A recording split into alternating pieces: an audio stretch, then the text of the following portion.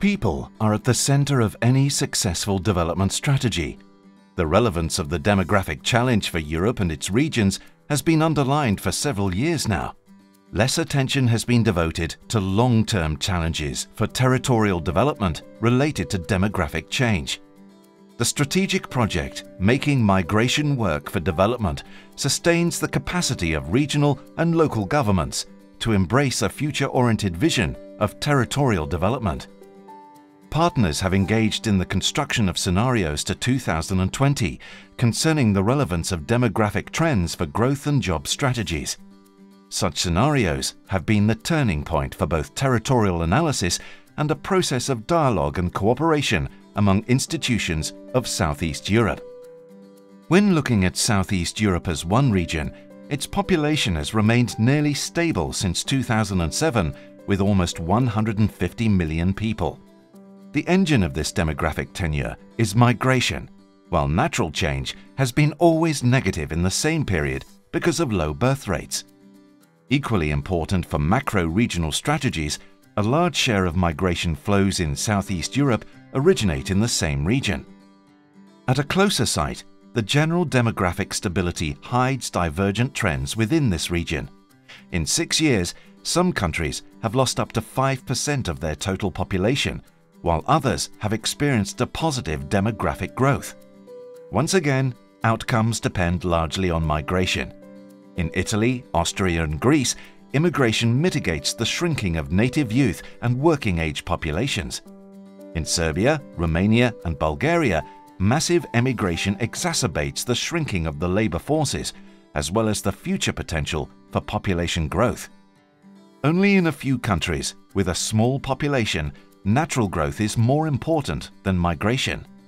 Demographic trends inside Southeast Europe are thus heterogeneous, but core challenges linked to demography are the same throughout the region. Population under the age of 40 is shrinking, and youth is progressively losing weight on the total population. The contraction of working-age population, already a reality and expected to worsen.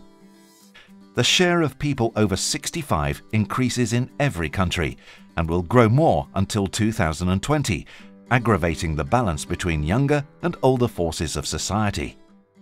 How to sustain growth, jobs and productivity in light of such challenges? A complex question. To start addressing it, we must also consider the drastic changes that occurred in the societies of Southeast Europe and learn again who we are and what forces we have to look forward. People, especially the young, are the beneficiaries, but also the actors who must realize today's strategies and choices for the future. We are faced with urgent challenges that require long periods of time to revert. Today's choices will influence our wealth for decades to come. Causes and effects occur simultaneously in local contexts and across borders. With this awareness, Making Migration Work for Development has organized transnational roundtables to discuss areas for multi-regional cooperation for 2014 to 20.